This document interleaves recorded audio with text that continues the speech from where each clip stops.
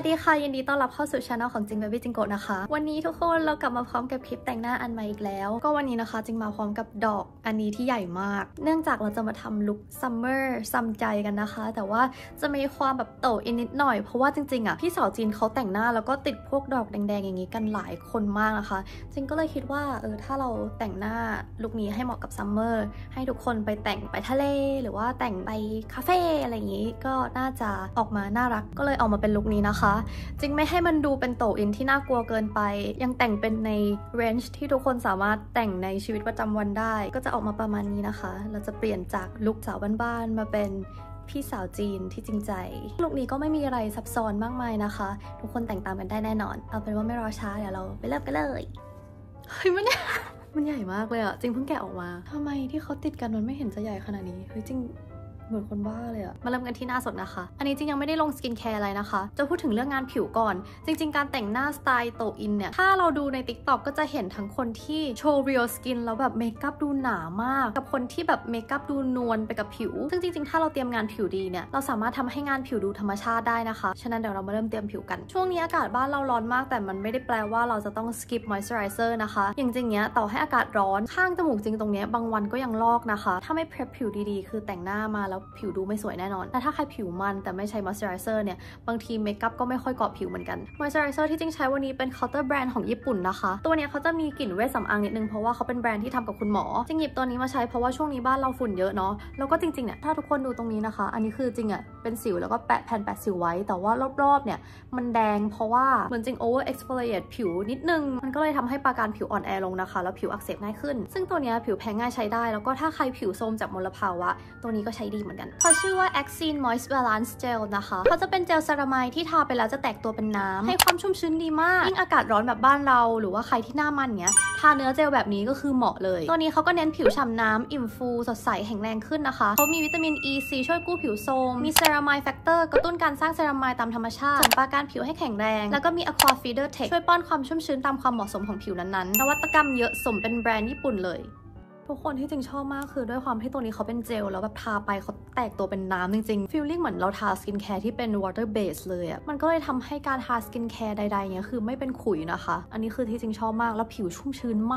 ากยิ่งคนผิวมันเนี้ยก็ยังต้องทา moisturizer นะคะผิวมันจะได้สมดุลอย่างเจลตัวเนี้ยพอทาไปเนี่ยคือเขาให้ความชุ่มชื้นมากนะคะแต่ว่าเขาจะไม่ได้ทิ้งความมันไว้เลยสามารถทาได้ทั้งตอนเช้าแล้วก็กลางคืนนะคะใครผิวแพ้ง่ายขาดน้ำผิวโทรมหรือว่ามองหา moisturizer เนื้อเจลที่จะไม่รบกวนเมคอัพเราเนี่ยแนะนำตัวนี้มากๆเหมาะสำหรับทุกสภาพผิวแบรนด์ Axine เขาก็มีขายทั้งออนไลน์ทั้ง Official เว็บไซต์ของเขา Facebook แล้วก็เคาน์เตอร์ที่เซ็นทรัลลาดพร้าว Central World แล้วก็ไอคอนสยามเลยเสร็จแล้วก็อย่าลืมทากันแดดนะคะกันแดดวันนี้จริงจะใช้เป็นโทนอัพเพราะว่าพี่สาวจีนเขาผิวผ่องมากพอผิวผ่องเนี่ยเวลาเราลงสีบนหน้ามันก็จะเห็นชัดขึ้นจริงจะลงเป็นตัวนี้นะคะ Mercy UV Sunscreen Tone Up SPF 50 บวก PA 4 บวกแบรนด์ Mercy เขาก็ดังเรื่องวิตามิน C อยู่แล้วเนาะตัวนี้ก็จะเป็น Mercy กันแดดวิตามิน C นะคะที่มีน้องโฟร์ดเป็นพรีเซนเตอร์เนื้อกันแดดเขาจะบางเบานะคะแล้วก็ช่วยโทนอัพผิวให้ดูสว่างปรับผิวใสทันทีไม่วอกไม่เทาเข้ากับทุกสีผิวตัวนี้เขาจะมี GOVC วิตซีเข้มข้นที่เป็นนวัตกรรมใหม่จากญี่ปุ่นมีไฮยา8ชนิดแล้วก็มีบำรุงอื่นๆที่ให้ความชุ่มชื้นช่วยฟื้นฟูผิวลดจุดด่างดำอันนี้คือ before อันนี้คือ after นะคะ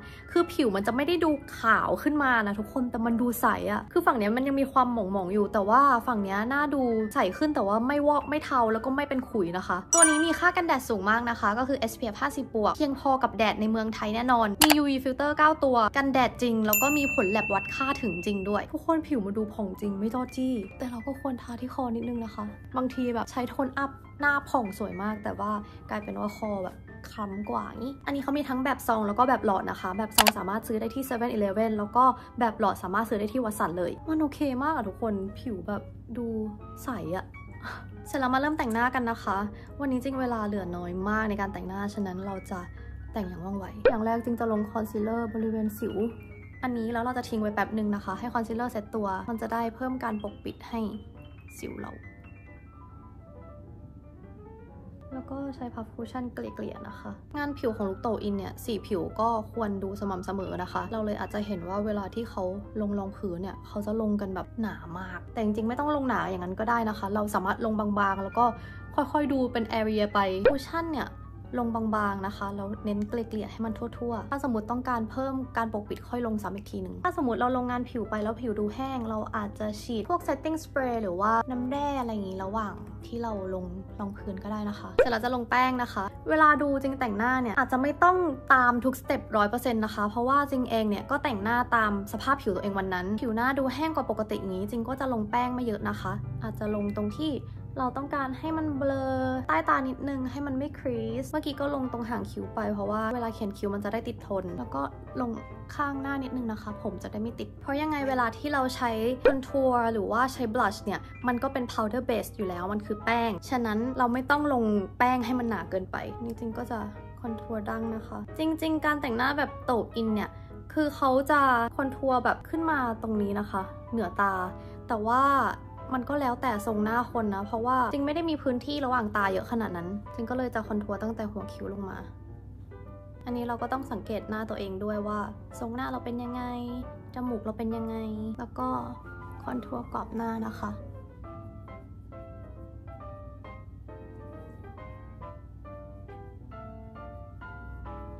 เสร็จแล้วมาเขียนคิ้วกันนะคะจริงก็จะปัดขนคิ้วก่อนคิ้ววันนี้จะเน้นตรงๆแล้วก็บางๆนะคะค่อยๆเติมคิ้ว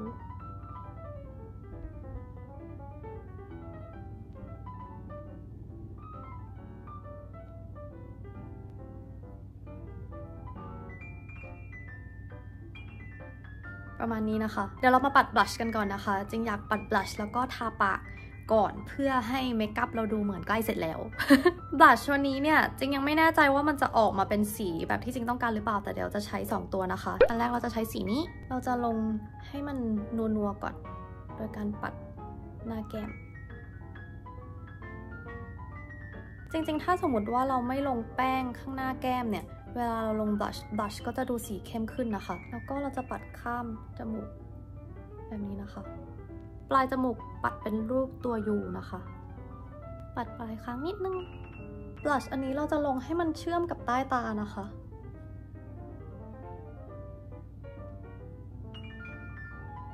ถ้าเรารู้สึกว่าเราปัดเกินให้ลงคูชั่นทับ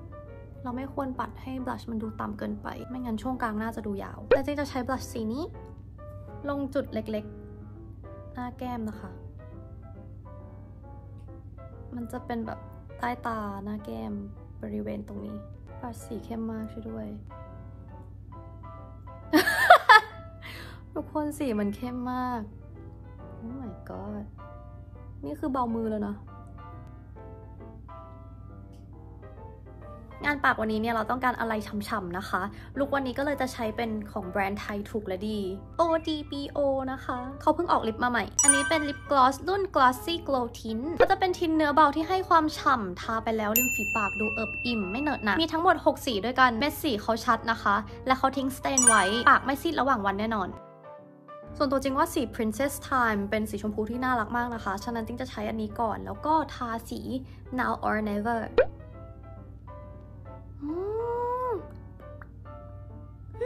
Princess จริงๆ Oh my god ทุกคนสีสวยมากอันนี้เราจะทาให้มันเกินขอบปากด้านบนนิดนึงนะคะ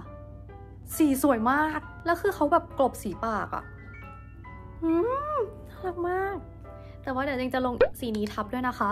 คือจริงว่าสีเนี้ยมันยังมีความติดส้มนิดนึงก็เลยลงเบสชมพูไว้ก่อน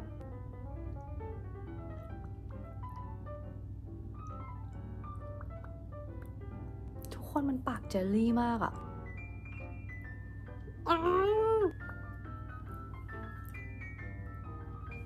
คือหลังๆ ODBO เขาออกเครื่องสำอางไม่ว่าจะออกตัวไหนมาก็คือแมสหมดนะคะรีบวันนี้โอเคมากทุกคนเม็ดสีเขาชัดแล้วมันแบบทาปื้ดเดียวกบสีปากแล้วความโกลเขาอะมันแบบมันไม่ใช่โกลแบบเหนียวอะอันนี้คือฉ่ำสวยมากอะแล้วเนื้อเบามากนะคะยังไงถ้าใครสนใจไปจัดก็มีทั้งใน Shopee แล้วก็ Lazada เลยเดี๋ยวจริงแปะลิงก์ไว้ให้ใต้คลิปนี่นะคะ2สีนี้ Princess Time กับ Now or Never สวยมากโอเคติดกระเป๋าอายแชโดว์เดี๋ยวจริงจะใช้เป็นบลัชอันนี้เลยนะคะเราจะทาตัวนี้เป็นสีเบส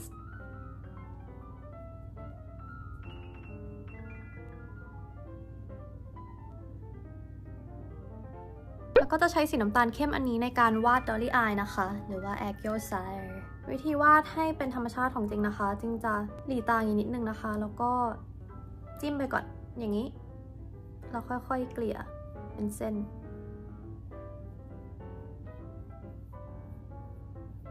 ถ้ามันยังดูเมสอัพหน่อยไม่เป็นไรเพราะว่าเดี๋ยวเราจะเก็บรายละเอียดเขาเสร็จแล้วเพื่อให้อายเมคอัพมันดูมีมิติมากขึ้นนะคะจึงจะลงสีน้ำตาลอันนี้อันเดิมลงเปลือกตาแบบนี้นะคะแล้วก็บริเวณ outer V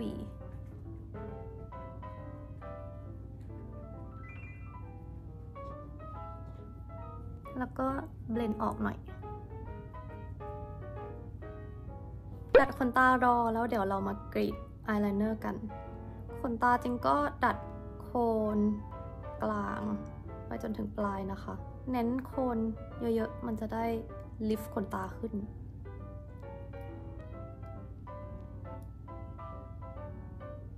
อะไรแบบนี้นะคะจริงๆถ้าใครแต่งหน้าน้อยก็สามารถปัดมาสคาร่าแล้วก็หยุดตรงนี้ได้แต่ว่า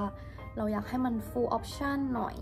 ก็เดี๋ยวจะมากรีดอายไลเนอร์กันถ้าเห็นว่าจริงใช้เครื่องสำอางซ้ำๆมันเป็นเพราะว่าเครื่องสำอางจริงอยู่ที่เกาหลีนะคะกรีดอายไลเนอร์นะคะอายไลเนอร์เนี่ยถ้าใครเป็นคนที่ชั้นตาไม่ได้เยอะแบบจริงแล้วก็ตาค่อนข้างจะกลมก็แนะนำให้เริ่มเขียนจากหางตานะคะ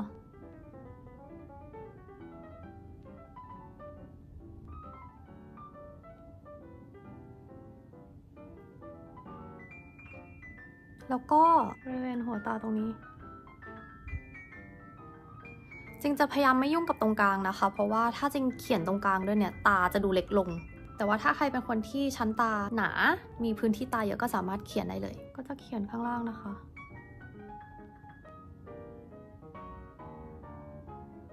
อันนี้เราจะเบามือแล้วก็ใช้คอตตอนบัดเกลี่ยๆเขาหน่อยแล้วก็ระบายตรงนี้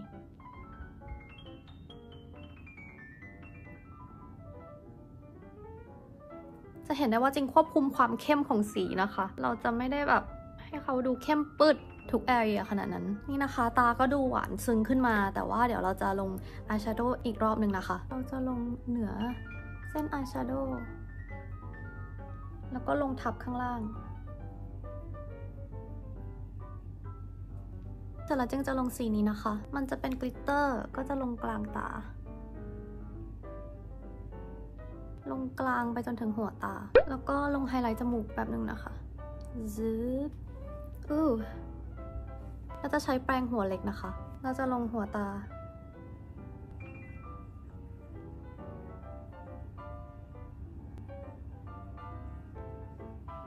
แบบนี้แล้วก็ปัดขนตากันจะใช้มาสคาร่าสีดำนะคะ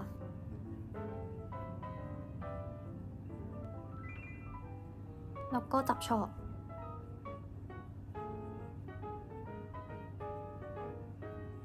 แล้วก็ปัดขนตาล่างนะคะ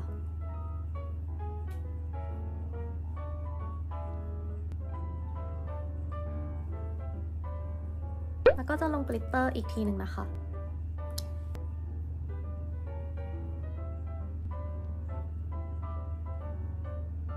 เติมลิปอีกสักรอบ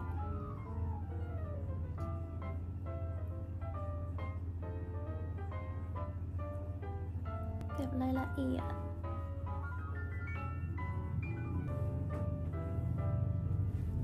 แล้วก็เป็นอันเสร็จ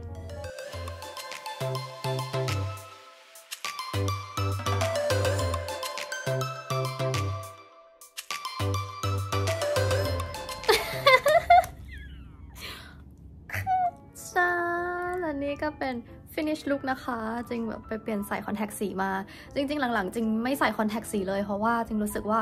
ตาจริงมันระคายเคืองง่ายขนตาปลอมอย่างนี้จริงก็ไม่ติดแต่ว่าวันนี้นะคะเพื่อให้ลุคนี้พิเศษกว่าเดิมก็เปลี่ยนสีคอนแทคให้เข้ากับลุคนี้นะคะก็เป็นคอนแทคสีเทาแต่ว่าจะไม่ได้เป็นเทาสายฝออะไรอย่างนี้มันก็จะออกมาประมาณนี้นะคะอันนี้จริงก็แอดแบบสีแดงเพิ่มมันก็เลยทำให้ลุคนี้มันดูพ็อปขึ้นเป็นว่าหวังว่าทุกคนจะชอบลุคนี้กันนะคะถ้าชอบอย่าลืมกดไลค์แล้วก็คอมเมนต์คุยกันด้วยแล้วไว้เรามาเจอกันคลิปหน้านะคะ